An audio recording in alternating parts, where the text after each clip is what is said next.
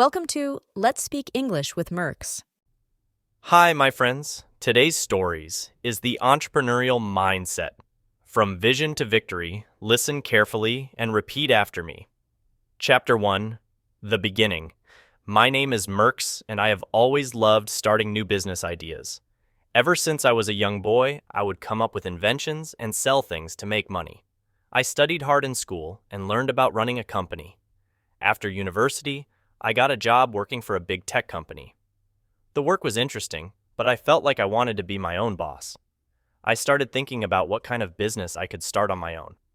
I talked to friends and family about my dream of being an entrepreneur. Many people thought it was too risky to quit my job, but I was excited to take the chance. In my free time, I began researching different business ideas. I thought about things people need or would enjoy.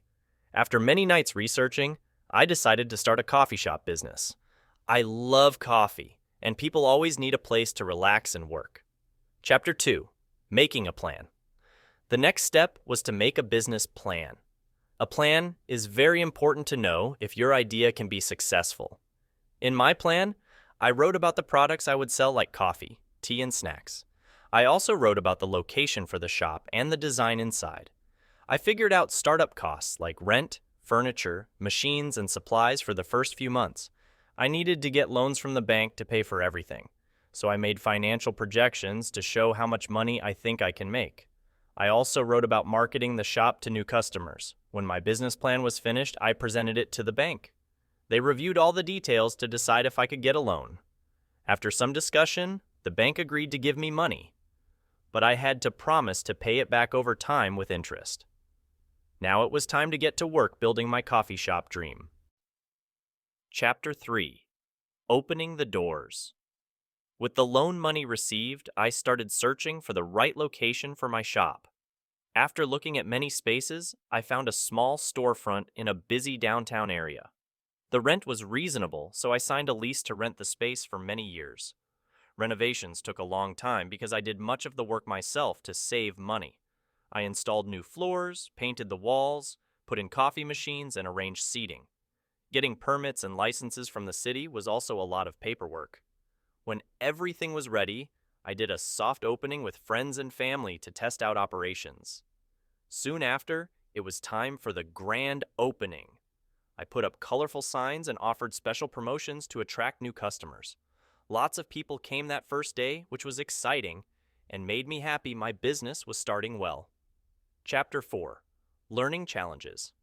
While the first few weeks of business went well, I soon found managing the shop alone was difficult. There was always much to do, like stocking supplies, cleaning, taking orders, and handling the cash register.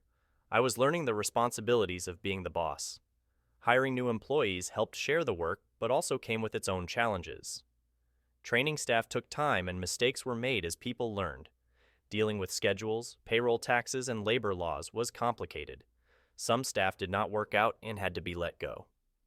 Customer service issues arose too. One person sent back a drink saying it was made wrong, but I noticed they had drank most of it already. Handling complaints politely was a skill to learn. Keeping accurate books and paying bills on time was also new to me. Closing the shop every night and problem solving drained my energy. It was a steep learning curve, but I was determined to succeed. Chapter 5, Growing Pains. After a few months, business kept expanding with many regular customers coming each day. This was exciting, but also caused new problems. The small size of the shop was now too crowded at peak times. Upgrading coffee machines and hiring more staff increased costs too. Minor repairs were also needed more often as the space aged. I decided a renovation was needed to accommodate more seating and improve operations. Taking out a larger loan for improvements was a risk, but I felt it was time to grow. Late nights were spent mapping out new layout designs. Temporary closures during construction angered some customers, though most were understanding. The upgraded shop reopened to positive feedback, but higher costs from the work meant prices also had to increase slightly. A few customers complained about the changes. Adapting to stay competitive in the local market was challenging me continuously. My personal finances also got tight paying for everything, but I was determined the hard work would pay off. Chapter 6, Brand Recognition. After celebrating the 1 year anniversary, my coffee shop was becoming known in the community. More people were stopping by each month, which was satisfying. But I wanted to attract even more customers long term. Marketing the brand through various channels became a new focus. I designed eye-catching signs and menus. Running promotions on social media like Facebook brought in younger clients. Sponsoring local events put my shop's name out there too. I even created customized coffee mugs and t-shirts for sale. Word of mouth from happy patrons remained the best promotion. Things like friendly service, quality drinks, and a warm atmosphere kept them returning. But competing for attention in the busy market took creativity. Figuring out the right marketing mix tested my business skills continuously. Revenue kept climbing, which let me hire an assistant manager to help with operations. However, maintaining quality as growth accelerated brought stress. My dreams were becoming reality, but long hours and financial pressure mounted too. Had I taken on more than I could handle? Chapter 7. Adjusting Goals. After 2 years of non-stop work and worry, I was exhausted but proud of the success achieved. My coffee shop had become a staple in the community with many regulars. Financial reports also showed steady profits being made. However, the pressure was taking a personal toll on my health and relationships. I realized a change may be needed before burning out. Self-reflection made me question if continual expansion should remain the goal. While growth was satisfying, more was not automatically better. Discussing options with trusted advisors provided clarity. Perhaps stability could be prioritized over constant change. Downsizing staff and simplifying operations entered consideration. Short-term losses may allow focusing on quality of life again. Cutting marketing spending could ease workload too. Even considering selling the business altogether crossed my mind. Whatever the decision, careful planning would be required to prevent harming all built. After much debate internally, a new balanced direction emerged. Scaling back ambitious plans would relieve stresses, but completely leaving would feel like failure. A compromise. Keep the core shop running well while exploring low-maintenance sidelines. Selling pre-made drinks and goods wholesale had potential. Consultancy advising others may offer flexible income too. Implementing adjustments took delicacy. Staff and customers accepted the refinements, though a few lamented changes. Early results showed less profit numerically. However, personal gains increased significantly in family time and passions outside work. Despite risks, moderation seemed the wise path forward into an unknown future. Chapter 8. Welcome Challenges. Adapting to a simpler lifestyle allowed reflecting on my entrepreneur journey so far. While challenges overwhelmed at times, overcoming those built character. Even failures taught invaluable business lessons. Most importantly, following a daring dream led to fulfilling work helping the community. The future appears bright though uncertain. New competitors may threaten as the market shifts. Economic downturns could hurt customer spending too. Keeping the shop modern requires persistent learning also. However, a supportive local network of patrons provides stability, and tapping creative sidelines supplements reliable core income.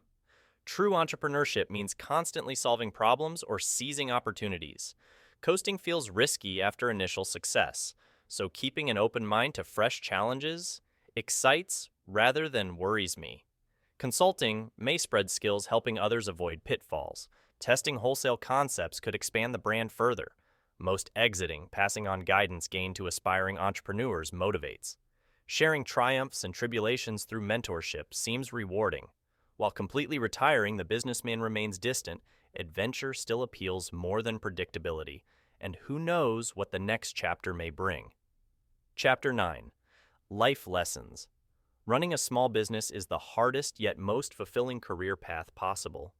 Succeeding required juggling roles as manager, accountant, salesman, and visionary simultaneously. Personal sacrifices also happened along the way, such as missed family time or social events.